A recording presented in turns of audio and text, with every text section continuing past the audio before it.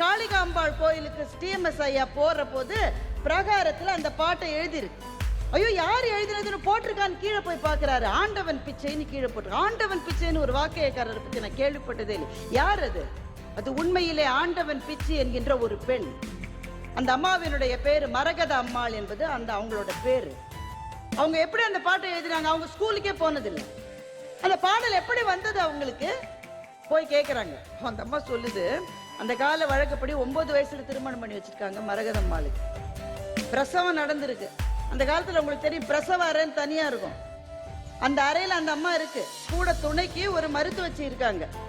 தனக்கு அப்போது பிறந்த குழந்தையை பார்த்து அந்த அம்மா ஒரு பாட்டு பாடி இருக்கு. அப்போ 3 வயதான ஒரு குழந்தை நடந்து வந்து என்னை பற்றியும் நீ பாட மாட்டாயான்னு கேட்டது மாதிரி மரகதம்மாளுக்கு ஒரு தோற்றம் வருகிறது. முருகன் தான் அப்படி கேட்டிருக்கான்னு சொல்லி மடை திறந்த வெள்ளமாக 600 பாடல்களை பிரசவ அறையில அப்போது பிரசவித்த அந்த அம்மா பாடியிருக்காங்க. நல்ல வேளை நாம செஞ்ச புண்ணியம், அந்த பக்கத்திலே இருந்த அந்த மருத்துவ செவிலிக்கு எழுத படிக்க தெரியும். ஒரு நோட்ல எல்லாத்தையும் எழுதிக்கிட்டாங்க.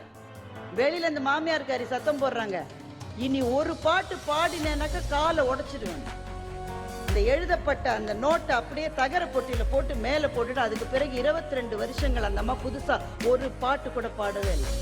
மாமியார் இறந்த பிறகு நோட்டு கீழே வந்தது, பாடல் பரவியது, நமக்கு கிடைத்தது உள்ளம் முருகுதையா முருகா என்கின்ற அந்த பாடல்.